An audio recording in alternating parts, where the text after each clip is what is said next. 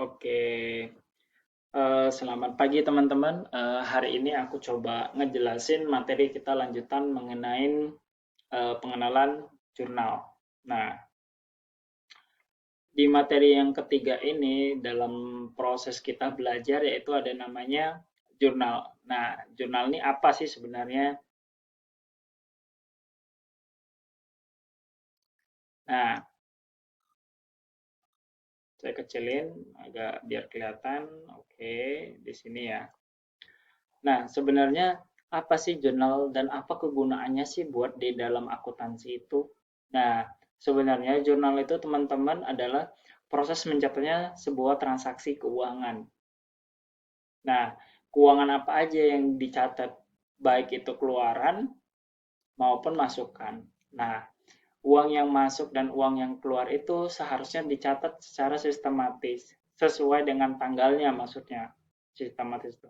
Misal transaksinya tanggal 1 Januari ya, kita postingnya di 1 Januari. Nah, sebenarnya fungsinya buat jurnal itu apa sih? Nah, umumnya kalau saya sebagai seorang akuntan atau seorang manajer sebuah dalam perusahaan maupun seorang direktur, untuk jurnal memang nggak akan dilihat secara detail teman-teman. Tapi sebenarnya simpelnya jurnal itu akan dilakukan sebagai namanya fungsi pencatatan. Jadi teman-teman setelah mencatat tadi, teman-teman tahu bahwasannya oh ternyata pengeluaran biaya peralatannya sudah sampai segini ya, atau udah melewati batasnya kita berdasarkan budgetingnya kita yang kita anggarkan. Nah, dengan adanya fungsi itulah yang teman-teman yang kita menjadi tahu sebagai kontrol juga dari transaksinya. Yang kedua historis. Historis itu sebagai apa? Urutan. Jadi transaksi itu harus dicatat secara sistematis. Kenapa? Agar berurutan dan kita bisa tahu, oh kemarin kesalahannya seperti ini, jadi nggak bisa melakukan kesalahan yang sama. Yang kedua analisa. Nah analisa seperti yang saya gambarkan tadi, bahwasanya akuntansi itu bahan analisa sebagai product knowledge. Jadi teman-teman itu nggak hanya cuma tahu debit, kredit, tapi tahu ini apa sih aku nyatet ini dan kegunaannya buat apa sih. Nah, disitulah jurnal itu bermain teman-teman. Yang keempat sama kelima itu sebenarnya lebih ke instruktif atau informatif. Karena apa?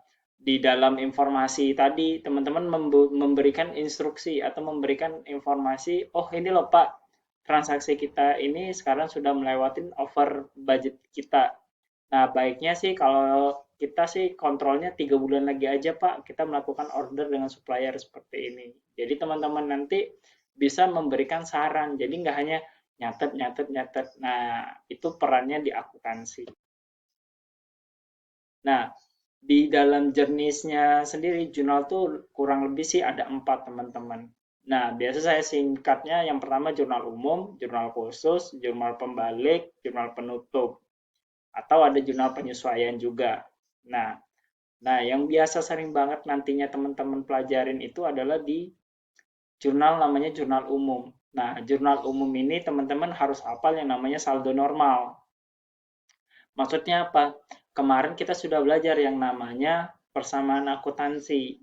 Nah, di persamaan akuntansi ini teman-teman lah yang ibaratnya yang sudah kita pelajarin, oh harta itu apa aja sih komponennya, utang itu apa aja sih. Nah, jadi di transaksi ini teman-teman nanti akan mencoba saya ilustrasiin bahwasannya apa? Harta itu ketika dia bertambah itu di debit dan saldo normalnya ya di debit. Jadi ketika dia berkurang itu ke kredit. Nah, maksudnya apa nih Mas? Saya awam banget. Nah, gampangnya gini teman-teman. Nanti di next-nya saya akan kasih ilustrasi. Jadi gampangnya ketika ada hartanya bertambah, misal pembelian suatu peralatan, perlengkapan, persediaan, itu normalnya di debit teman-teman. Sedangkan kalau dia berkurang, apa namanya kasnya berkurang berarti atau modalnya berkurang itu di kredit saldo normalnya gitu. Nah, sebaliknya di hutang juga ketika dia bertambah dia di debit. Sedangkan kalau dia berkurang, dia nantinya di debit. Sedangkan kalau di modal sama teman-teman. Untuk proses penghafalannya pun saya pikir teman-teman cukup gampang ya. Maksudnya bagaimana? Harta dan beban itu dia kategorinya sama teman-teman. Ketika dia bertambah, saldo normalnya di debit, sedangkan dia berkurang di kredit. Sedangkan utang, modal, dan pendapatan itu ketika dia bertambah, dia di kredit. Sedangkan ketika dia berkurang, dia di kredit. Nah, jadi teman-teman nanti uh, sebisa mungkin dihafalin bagian-bagian seperti ini. Kenapa? Ini nanti berpengaruh banget ketika teman-teman menjurnal. Nah, pada umumnya di beberapa software akuntansi ada yang dia langsung menjurnal teman-teman. Nah, cuman di sini saya coba kasih gambaran basicnya. Bukan berarti teman-teman harus melakukan ini semua, tapi teman-teman harus tahu dulu analoginya ini gimana caranya bisa seperti ini. Nah, contohnya seperti ini teman-teman. Saya next. Nah, contohnya misal di 1 Februari 2020, Bro Corporation ini membeli peralatan sama perlengkapan. Nah, perlengkapan dan peralatan ini digunakan di kantor teman-teman dengan harga masing-masing 10 juta sama 5 juta. Dengan jurnal umumnya kurang lebih seperti ini. Jadi di dalam 1 Februari ini saya koreksi ya, seharusnya 1 Februari 2020 peralatannya itu kan dia bertambah ya. Maksudnya bertambah itu apa teman-teman? Jadi ketika si peralatan ini membeli si Bro Corporation ini membeli peralatan, berarti kan peralatannya ini bertambah atau ada yang tadinya mungkin peralatannya nggak ada jadi ada.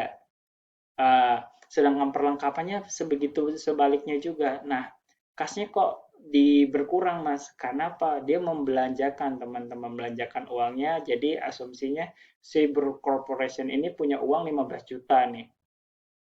Nah, 15 juta ini dia beli peralatan sama perlengkapan. 15 jutanya kan habis nih. Sedangkan di peralatan sama perlengkapannya bertambah. Nah, kita coba flashback sedikit ke bagian saldo normalnya tadi. Nah, ketika dia bertambah hartanya, dia di debit teman-teman. Sedangkan kalau kasnya berkurang modalnya berarti di sini. Ketika berkurang berarti di sini. Karena hukumnya di persamaan akuntansi itu ada harus balancing, harus sama, seimbang.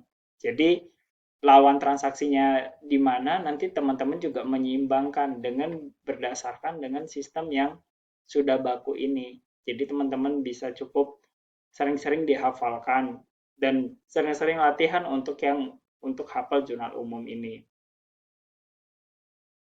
Nah, untuk di jurnal khusus saya cukupkan dulu, nanti kita lanjut di part keduanya. Terima kasih.